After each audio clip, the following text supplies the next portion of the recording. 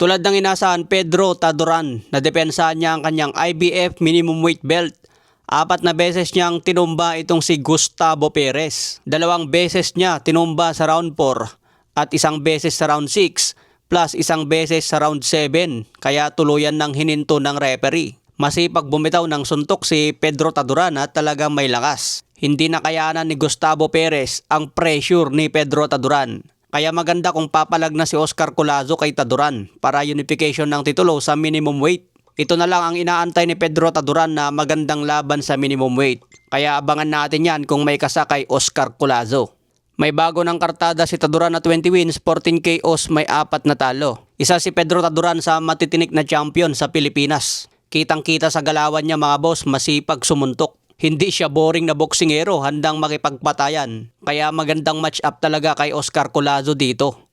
Kung manalo si Pedro Taduran kay Collazo, isang undisputed fight na ang laban niya kay Melvin Jerusalem. 2 Pinoy ang maglalaban sa undisputed belt. First time sa history ng Pilipinas na mangyari ito kung nagkataon. Samantala may reaksyon na si Jimwell sa kanyang unang panalo by knockout sa pro. Sabi ni Jimwell dahil mas mataas ang kalaban niya at maliit siya sa timbang na yan. Lightweight division na kasi ang pinaglabanan mga boss. Sabi ni Jimwell pinagpraktisan daw talaga ang body shot. Doon daw siya nag-focus sa kanyang training, body shot, at masaya siya dahil nagawa niya ito sa mismong laban. Nanalo pa siya by knockout. Kaya patuloy pa rin daw na mag-i-improve si Jimwell sa bawat laban niya. Nagbigay din ng reaksyon si Jimwell sa laban ni Manny Pacquiao at Floyd Mayweather. Sabi ni Jimwell nakikita niya na mas magandang kondisyon ni Manny Pacquiao. Kaya mas malaki raw ang tsansa na manalo ang kanyang tatay laban kay Mayweather. Siyempre mga boss, alangan naman papaboran pa niya si Mayweather. Maganda yung naging panalo ni Jimwell mga boss dahil aggressive at mas kalmado na siyang lumaban ngayon. Habang dumadami ang kanyang experience, mas lalakas at mas gagaling pa yan si Jimwell.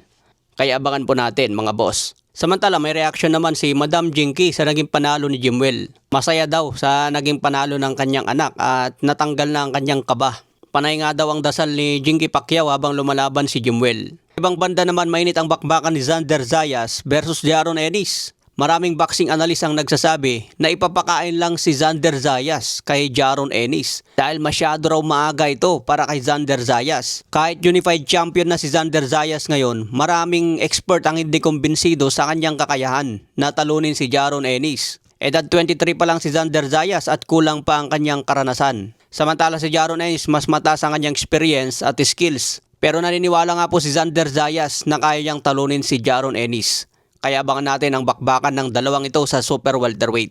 Sa ibang banda, Jason Casimero, imbes na malungkot dahil napospon ang laban ni Casimero at Luis Nery, tila naging mas maganda pa ito para kay Jason Casimero. Para daw makapaghanda pa ng todo ang kanyang utol. Kaya wala nang rason ngayon para mag-overweight pa si Casimero dahil naurong ang laban niya sa Mayo.